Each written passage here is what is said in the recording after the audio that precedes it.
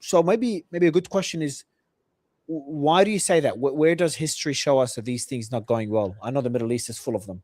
Well, yeah, the the difference between Iran and the United States is Iran is willing to recognize the United States as a legitimate sovereign country with certain rights and certain boundaries that should be respected. The United States has zero respect for Iran in that regard. They regard Iran as a nation of religious fanatics, and really it's all about Israel. The opposition of the the Islamic Republic to the the ethno-nationalist fascist government that is now Israel that's the sole hatred of the United States towards Iran. Because Iran, the history of the last, they want to talk about the history. Let's, take an honest look at the history. Iran hasn't been out invading other neighbors.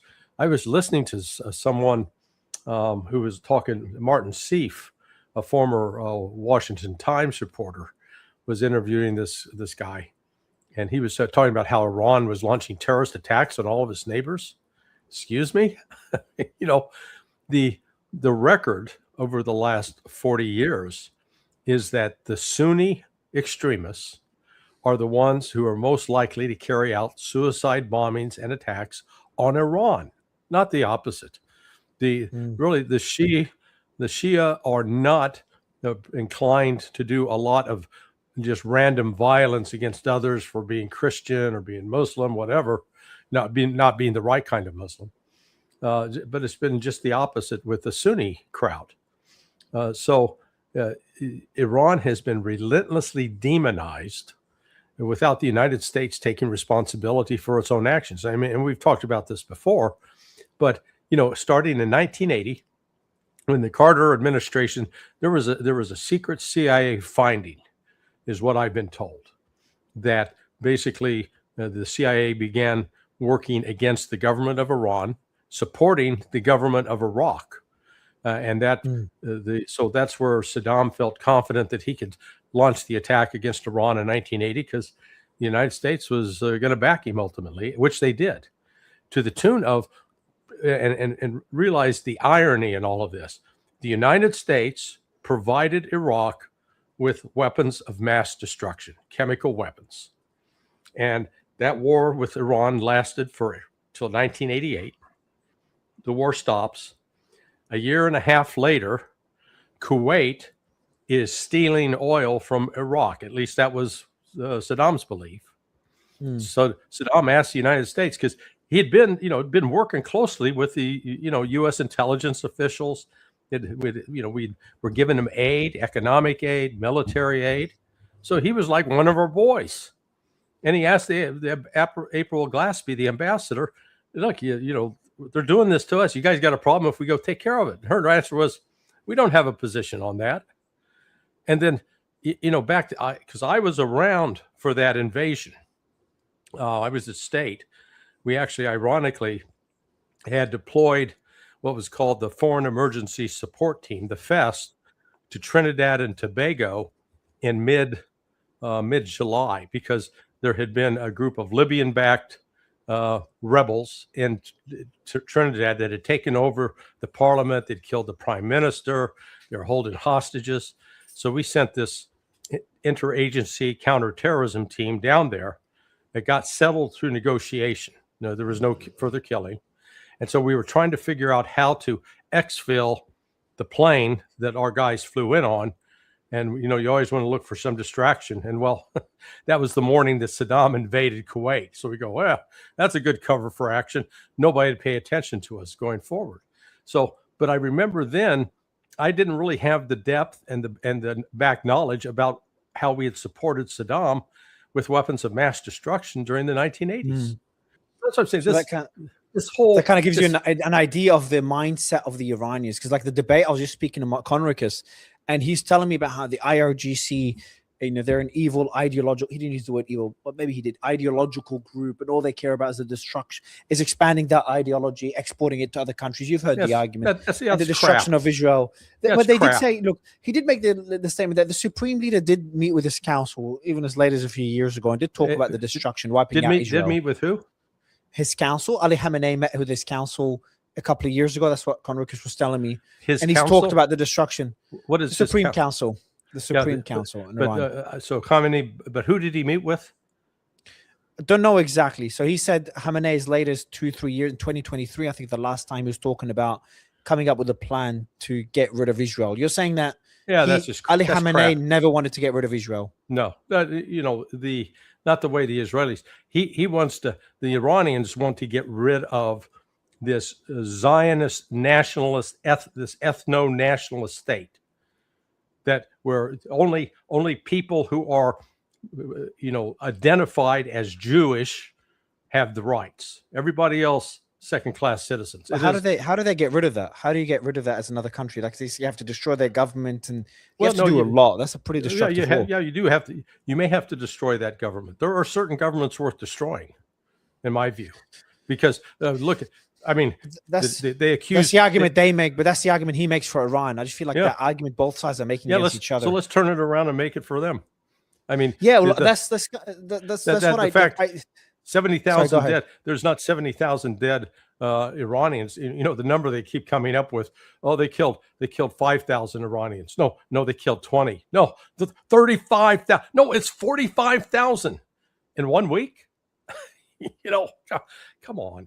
It's the propaganda. I would have far more sympathy for the Israeli argument about, hey, we're a nation. Yeah, you have a right to be a nation, but you're worse than the Islamic Republic exists as an Islamic Republic, except Jews are allowed, Christians are allowed, and they're not persecuted or prosecuted, despite Western claims to the contrary. In fact, I'm right now trying to set up an interview with one of the leaders of the Jewish community in Tehran, which is, it's been there for, 2,500, 2,600 years. So again, and with all the changes that Iran has gone through, but, it's hilarious that the Israelis like to make the terrorism argument when they're the ones that funded Hamas to carry out terrorism for the express purpose of preventing Palestinians from actually having this.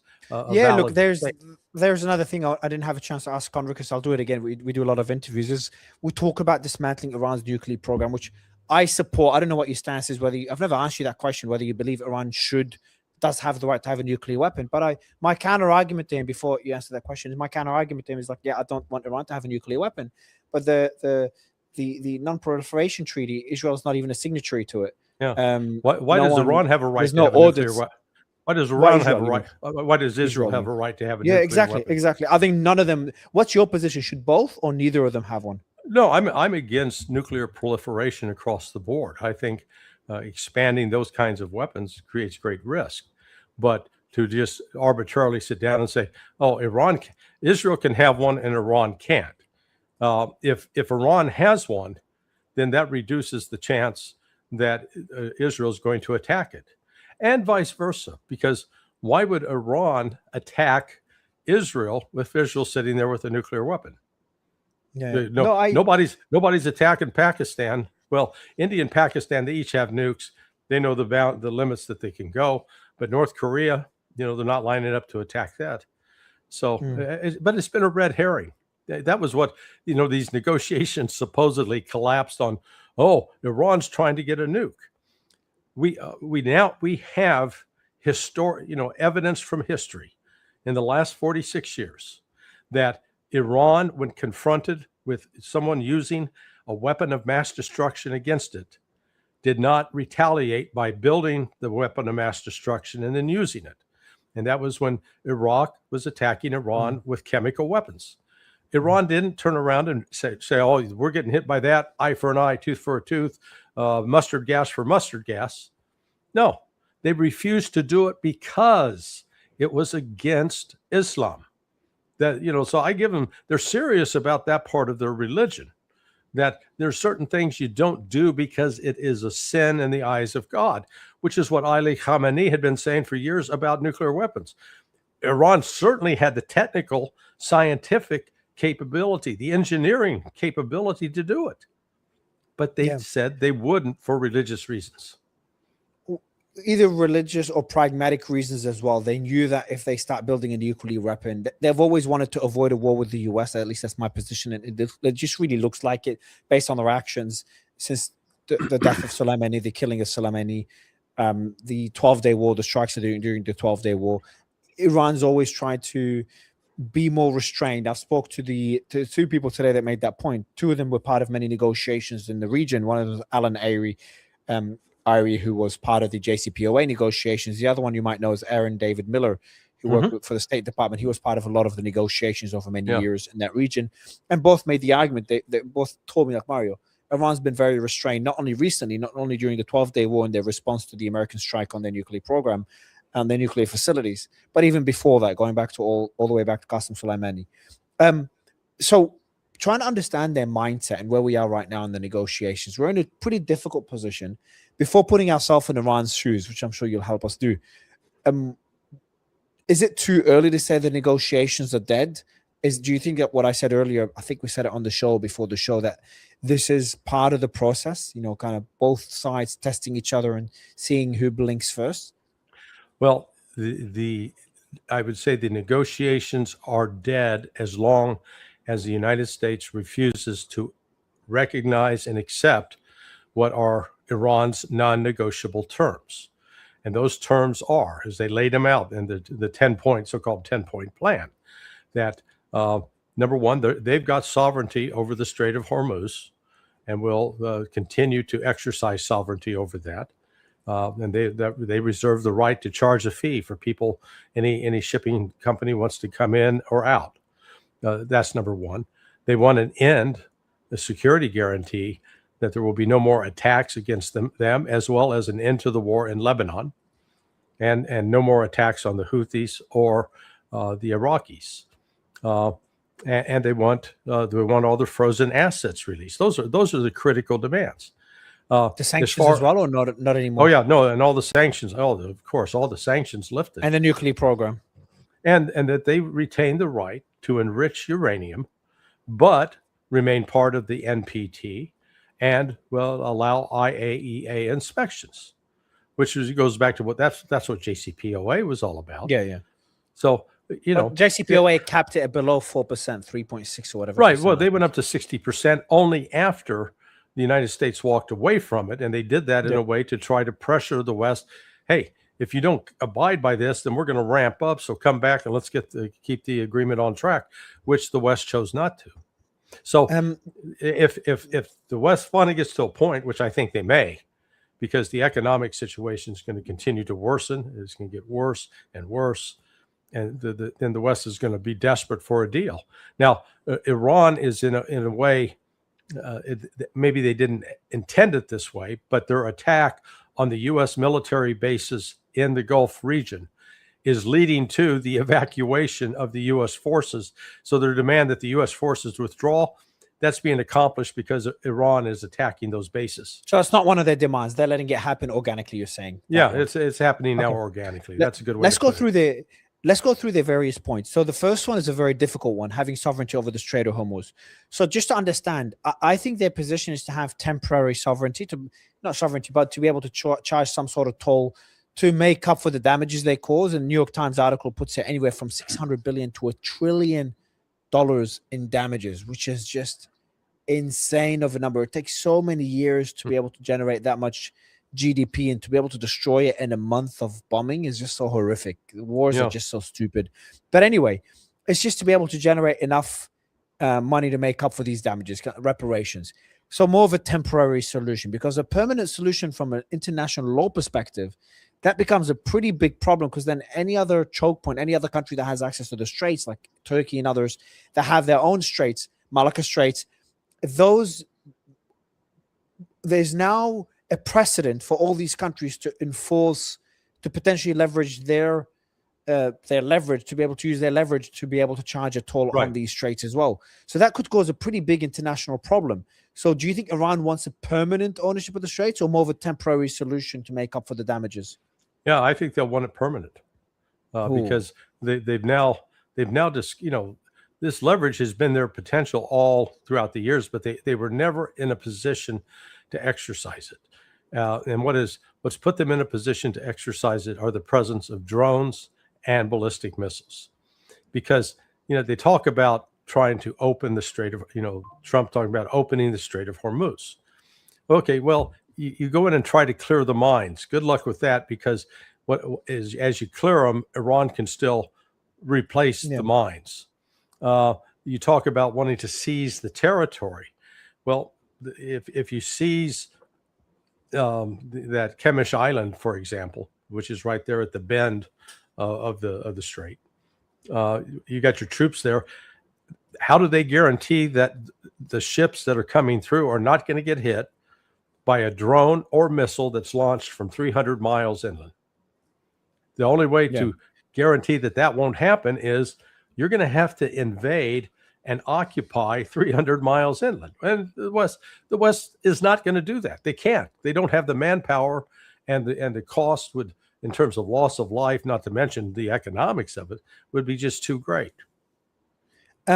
But the problem is that becomes more of a global like a very, very big problem, because if I know that militarily they can do it, but militarily Turkey could do it as well with the Dardanelles and the Bosphorus Straits. Sure. Strait of Malacca, you've got all the Asian in Indonesia, Malaysia that could do the same thing. Bab el-Mandeb, obviously we know that already is being happening, and the rest of them, Dover Strait, the Bering Straits as well. So you've got all these different energy choke points as well that countries could want to start implementing their sovereignty. So that's why, you know how there are certain red lines you don't cross globally, like using nuclear weapons. You don't cross this because now every country could use a nuclear weapon because that red line's been crossed. Breaking international law and enforcing a toll booth or enforcing sovereignty at a strait may not be welcomed even by countries like China that do want that global order. So wouldn't Iran agree to concede, not completely, but concede where they accept temporary, even though they can militarily enforce it? If they push too far, that's what worries me as well. If they're very emboldened after they win and they push too far, Larry, then they push the US and maybe other countries joining the US, because now they're shaking up a global, an international law that the world really needs to operate on to avoid sovereignty over international waters. So if they are emboldened, they start pushing those boundaries, that might backfire on them. That's a worry. Similar to how Trump was emboldened after Venezuela, I worry they're emboldened after this win. Well, for starters, once the United States declared that they no longer recognize international law no longer applies. Once you've got the largest, supposedly strongest country militarily in the world saying, we can do whatever the hell we want. If we want to rape you, we can rape you. If we want to kill you, we can kill you. So what? There's no law against that. We're the strongest. So it's the law of the jungle. And so, but Iran, though, has been playing this smartly. They're not looking at a list and saying, okay, these countries are reflexively supportive of the United States. Take Japan as an example. Japan is considered a strong U.S. ally, yet Iran said, Japan, we'll work out a deal. You pay for the oil in Chinese yuan, and you can come in and get that happened when recently. Yeah. Holy so shit. Japan was sending 6 ships. So I see, Iran is really going to only isolate those who are the most the blind supporters of the West and of Israel. Everybody else, there's a deal to be had.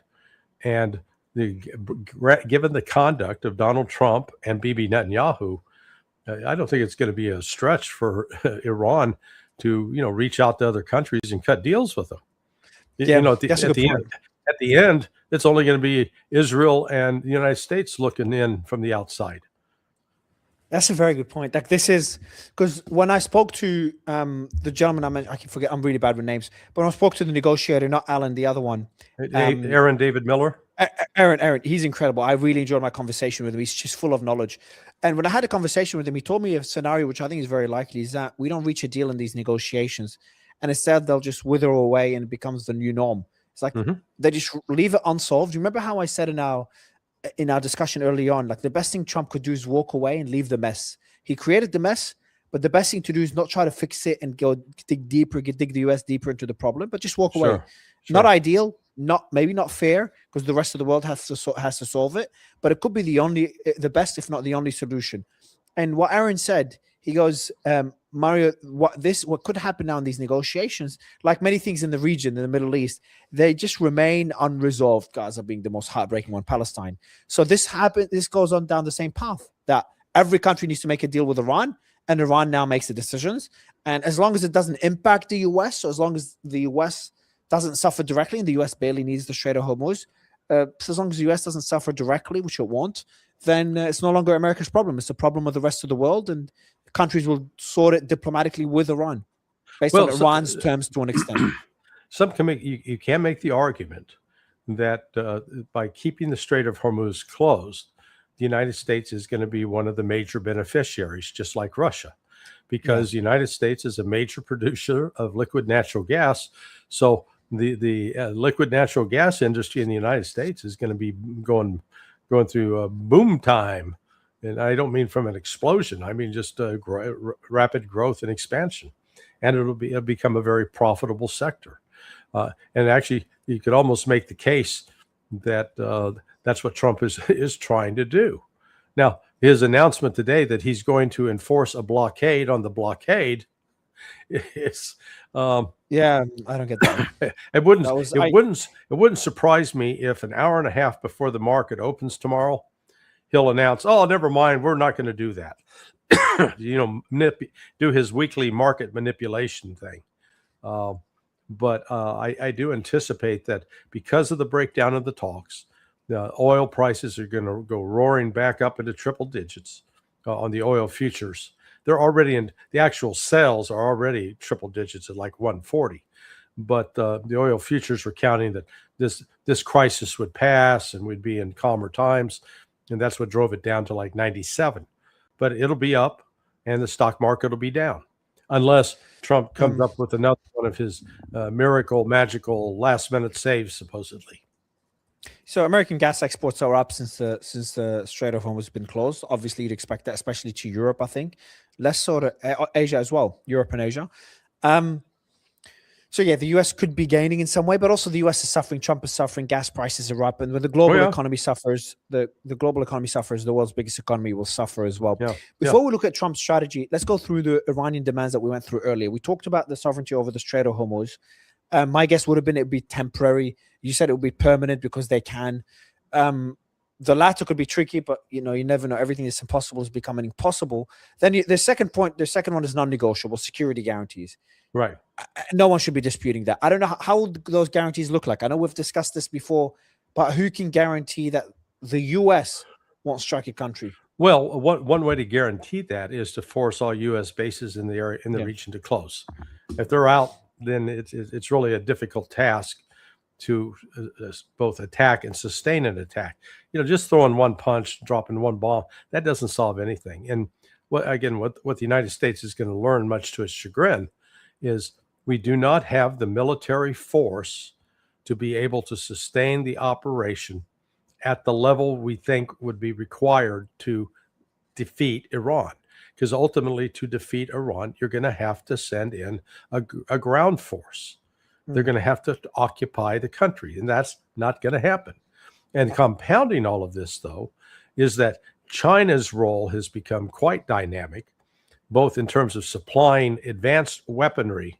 I mean, I've learned that in the last week, China has been supplying some advanced air defense systems to Iran, and the U.S. planners are worried about it significantly. There's reports today that came out that China's preparing to supply significant amount of manpads to Iran as well. Sure. Which are very capable from an air defense perspective. Now, they're doing that, and then at the same time, they're preventing the delivery of rare earth minerals to the United States that are essential for producing these weapon systems that have been depleted as a result of this war. So it's like the worst of both worlds for the United States, that the Chinese are stepping up their military involvement while also creating obstacles for the United States to, if you will, rearm itself. How significant would the supply of the manpads be? Would that make Iran a lot more capable? And how, before we go back to the terms from Iran, if we have a ceasefire till the 21st, let's say it's delayed till the end of the month and it fails, and also a separate question before we go back to Iran's point, how much could Iran regroup in that period of time? Oh, significantly. Yeah. I mean, it's just the longer this delay goes on, the more these new air defense systems can be brought in and get put into place. They'll probably be operated though by Chinese, not by Iranians, but the Iranians will work alongside their Chinese counterparts to learn, because these are not just, this isn't like plug and play guitar where you press keys and it plays a sound. You have to, it has to be integrated into a radar system or a system for detecting inbound aircraft and their azimuth and such. So, but both China and Russia are stepping up to assist Iran in this, because this is really sort of an existential battle, and it has exposed the weakness of the United States. That there's always the assumption that the United States was so big and powerful that one little country couldn't stand up to it. Well, we're now 43 days. Let's see, 12, and we were 32. Yeah, 45 days into this now. So that is earned Iran genuine respect around the world. Let's go back to the negotiating table. So number two, I won't question that at all. Security guarantees are the least that Iran should request. It's more how they would look like. You talked about American bases pulling out of the region. Right. What about, I know it's been floated here and there, is there any possibility of Russian or Chinese bases in Iran? Unlikely, but advisors, Chinese and Russian military advisors, yeah, highly likely on that front. But I don't think that's just not their thing. I mean, neither Russia nor China have been big on establishing a military base overseas. The only real one they've got that Russia has going now is in Syria, at the air base that's up north. 3, end of the war in Lebanon. That's a nice ringtone. Yeah, that was the good, the bad, the ugly. End of the war in Lebanon. So that's a tricky one because that comes down to Israel. Who makes the decision? Well, Israel or the US. But will Netanyahu listen to Trump if Trump told him to stop attacking Lebanon? Well, he would if Trump exercised the power that he has over Israel, which Trump will not. Trump is, maybe he's being held hostage. That was the argument that Tucker Carlson made. Is he hinting? I saw that Tucker. He's been very vocal against Trump. He's a lot more vocal than I am in his belief on Israeli influence over the US. I think there's influence, but Tucker goes really down that rabbit hole. And he may be right. He's a lot more experienced than I am. But is he hinting at Epstein? Like a lot of people have been saying that there is something to do with Epstein against Trump. I find that hard to believe, but you never know anymore. I don't know. Well, because just to be clear, attacks on Beirut have stopped. The massive evacuations in southern Beirut have stopped, Larry. So there's something to be said there. And Netanyahu did apologize to Qatar. Yeah, well, you've seen, maybe you haven't, the revelations from Melania Trump's 20 friend for 20 years, this Amanda Ungaro, I think that's her name. Because the other day on last Thursday, out of the blue, Melania shows up to start denying that she ever knew Jeffrey Epstein or Ghislaine Maxwell, and said, "Oh no, well, this Ungaro is her ex-husband. They've been in a custody dispute over a teenage boy. Her ex-husband had ICE lock his wife up and then deport her to Brazil. He is a Trump official. He got Pam Bondi and the head of Homeland Security to lock up his ex-wife and have her thrown out of the country. Now, why that's important is she was there at the beginning of the relationship between Melania Trump and Donald Trump. than that. So this, and she's putting it. It's being put out today, I think, in Spain. So the story is coming out today, and this was Melania trying to get out in front of that story. So they're going to be able to identify. She said that there's clear evidence of Donald Trump having sexual relations with underage girls, and she's coming out with that, and she says she's got the evidence to prove it.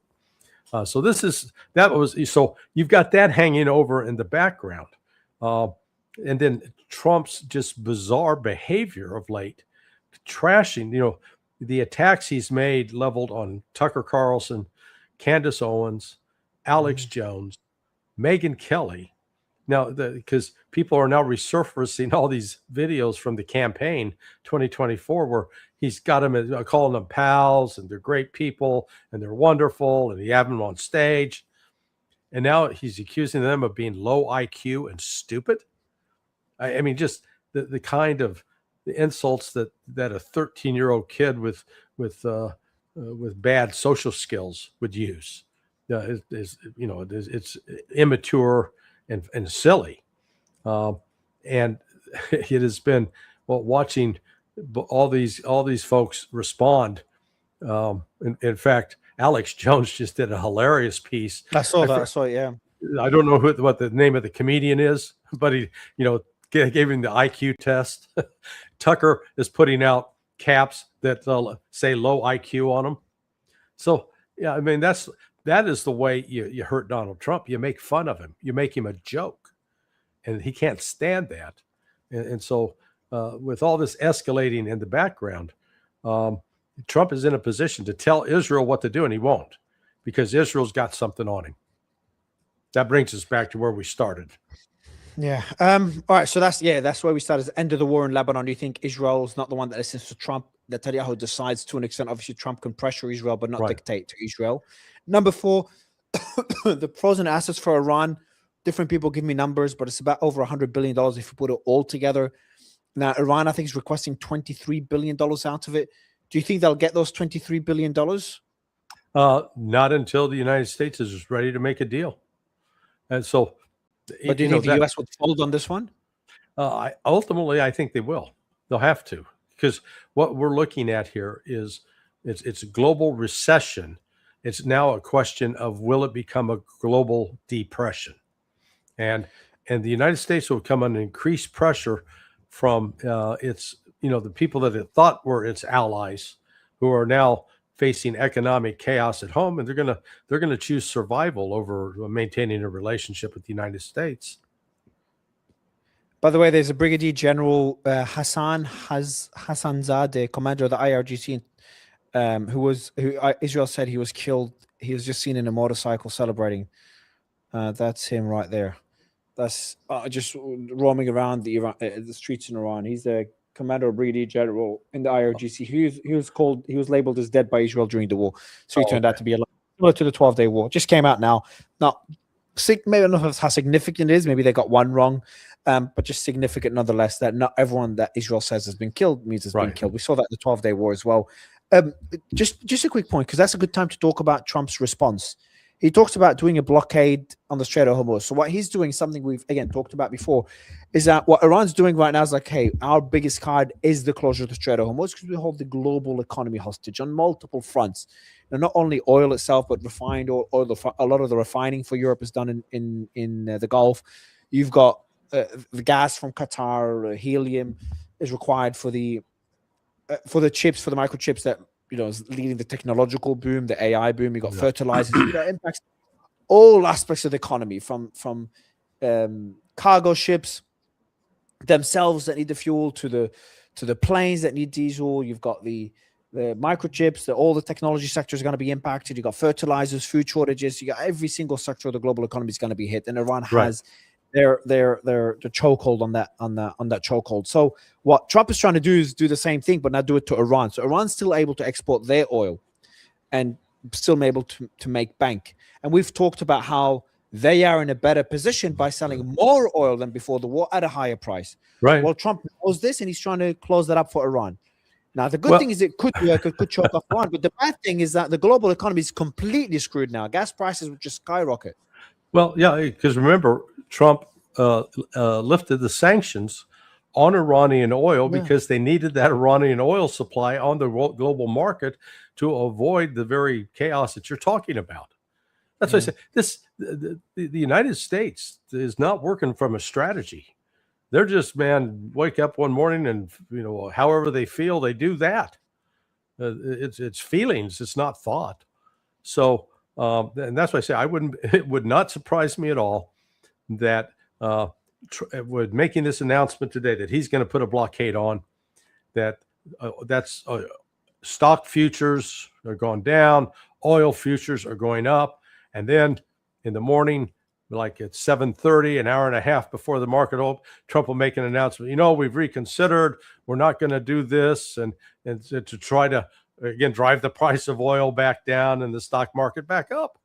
And somebody within the Trump sphere is making hundreds of millions, if not billions, of dollars off of this insider trading because he's done it. Yeah. He's done it You saw three, the 4 weeks report. in a row. Yeah, you've seen those reports, yeah? Yeah. We don't know Yeah. if someone on Iran, because maybe it could be not someone on the US side, because it could be someone on the Iranian side, because they know when Trump is going to change his mind. There's a lot of talks behind the scenes. So it could be someone on the Iranian side making those decisions, Well, making making those trades. If it was on the Iranian side, then That'll be ironic, though. Well, you'd be assured though that the SEC and DOJ would be all over him and prosecuting. So that's why I said this is the Trump insider, because they're not touching him. You're saying this? Okay, I understand. Well, someone's in Iran is going to keep hiding in Iran and keep making the money, but they might freeze his account. You're right. Okay, so that's not good. Let's look at the last point then. You've got the last 2 points: sanctions and then nuclear program. Mm-hmm. On the sanctions, do you think Trump would lift them? Because that goes to an important point. I'll let you respond to these two in a kind of a final point, Larry. Is for them to reach a deal, Iran needs genuine concessions on the American side, genuine concessions to make up for the damage they've been through. Sure. And Trump doesn't really need genuine concessions on the American side. The American economy has not been pummeled, has not been bombarded, does not face $1 trillion in damages. He needs a political win, especially for J.D. Vance. J.D. Vance needs a political win in these negotiations so he can then use it in the next elections, presidential elections. So is it fair to say, as you respond to these points, you can also maybe answer this one. Is it fair to say for a deal to be reached, Larry, Iran just needs to be smart enough to give a political win for Trump so he can label it as a win, and that's maybe their nuclear program would be one, because that's always been the main reason, not the only, but the main reason Trump has used to justify the war. If Iran gives him that, Trump may be willing to concede on the sanctions, which is the point you're going to refer to now, maybe even some of the frozen assets, and somehow force Netanyahu to end the war in Lebanon, putting aside the whole Epstein possibility. And even give temporary sovereignty of the Strait of Hormuz for Iran, let the rest of the world deal with it, as long as it gets a political win. Yeah, well, no, it's there to be had.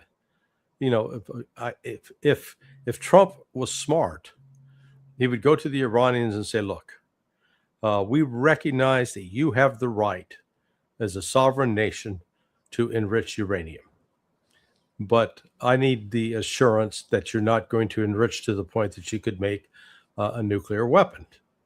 If you agree to limit to 3%, 10%, whatever, then we will immediately lift the sanctions. In fact, I'd go in and say, before we even start this part of the negotiation, we are now lifting sanctions in X, Y, and Z area as a show of good faith to you that we're serious about this, but we lift those sanctions. You do this deal, lift the sanctions, and then Trump gets to come away and say, "Hey, I've now secured, unlike the old JCPOA, which had a 10-year limit, we've now got a permanent agreement in place with Iran." They could do that. And he could take credit. We've stopped the nuclear threat. And then at the same time, tell Israel, okay, shut the hell up and stop attacking your neighbors. You're going to have to reach a deal with the Palestinians, because we're not going to continue to fund your war. So that's where I think Iran's at, that they're not going to abandon the Palestinians. And the Israeli settlers continue to ratchet up the tensions. They were taking over parts of Al-Aqsa Mosque today and yesterday. and it's just desecrating that mosque. And it's just, the problem with the Zionists is they have no respect or toleration for other religions. It is all other religions are anathema to them. Whereas while Islam is frequently criticized or accused of having that attitude is really common to the Wahhabis, the Deobandis that are there in Pakistan. But the vast majority of Muslims are not like that, which is why you look at Iran. They've had the Christian population has been there for more than 1,000 years, and the Jewish population for more than 2,500 years. I've got news for you just as we wrap up. Just now, breaking: CENTCOM announces the U.S. will begin to blockade all exports from Iranian ports starting Monday. So that's tomorrow, 10 a.m. ET. Quote, the blockade will be enforced impartially against vessels of all nations entering or departing Iranian ports and coastal areas, including all Iranian ports on the Arabian Gulf and Gulf of Oman. CENTCOM forces will not impede freedom of navigation for vessels transiting the Strait of Hormuz to and from non-Iranian ports. So it's going to be enforcing a blockade against Iranian ships. So it seems that he's not bluffing on this one. Well, he's going to sacrifice the energy markets to force Iran to concede. He doesn't have enough ships. And are they going to put if those ships get within 200 miles of Iranian ports, they're going to blow them the hell out of the water. Mark my words, that this is posturing. This is more theater by this, orange knucklehead that sits in Washington. Yeah, sounds good on paper. They don't have enough ships. The ocean's a big place, and if the Iranians send out 10 ships, the United States doesn't have 10 ships there to stop them.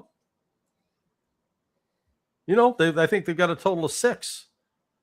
So, and if those ships are flying a Russian flag or a Chinese flag, good luck stopping that, because I fully expect that the Chinese and the Russians will send their own warships to accompany. That's how things escalate, man. That's how things escalate. That's how things drag on other countries. Yeah. Drag in other countries. Yeah.